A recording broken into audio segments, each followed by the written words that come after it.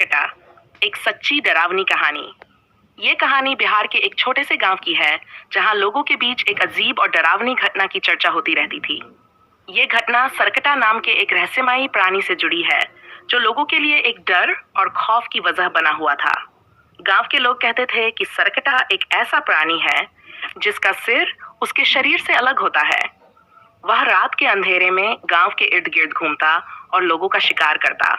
उसके बारे में यह अफवाह थी कि वह रात को किसी अकेले व्यक्ति के पास आकर उसका सिर काट देता है और फिर उसकी जगह खुद का सिर लगा लेता है। गांव के बुजुर्ग बताते थे कि यह घटना पहली बार कई साल पहले तब शुरू हुई थी, जब एक आदमी ने गांव के पास स्थित श्मशान में किसी तांत्रिक अनुष्ठान में हिस्सा लिया था।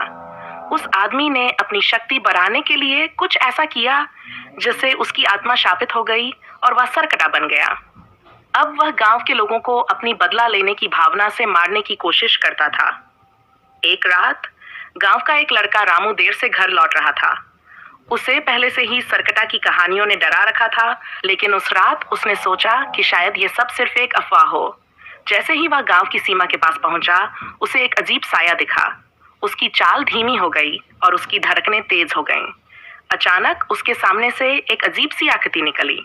उस आकृति का सिर उसके शरीर से अलग था, लेकिन वह फिर भी चल रहा था। रामू का खून जम गया। सरकटा धीरे धीरे उसकी ओर बढ़ने लगा। रामू ने बचने की कोशिश की, लेकिन उसके पैर जैसे जमीन से चिपक गए थे। सरकटा ने अपनी तेज आवाज में कुछ बड़बड़ाना शुरू किया और फिर अचानक गायब हो गया। रामू किसी तरह गांव पहुंचा और बेहोश हो गया। जब वह होश में आया तो उसने गांव वालों को पूरी घटना बताई। इसके बाद गांव के लोग और भी ज्यादा डरे हुए थे। सरकटा की कहानियां अब और भी भयानक हो गई थीं और लोग रात में बाहर निकलने से बचते थे। कहते हैं कि सरकटा अभी भी उस गांव के आसपास घूमता है। अगर कोई रात में अकेला हो और उसे देख ले तो वह उसे नहीं छोड़ता। यह कहानी आज भी उस गांव के लोगों के बीच डर और रहस्य का विषय बनी हुई है।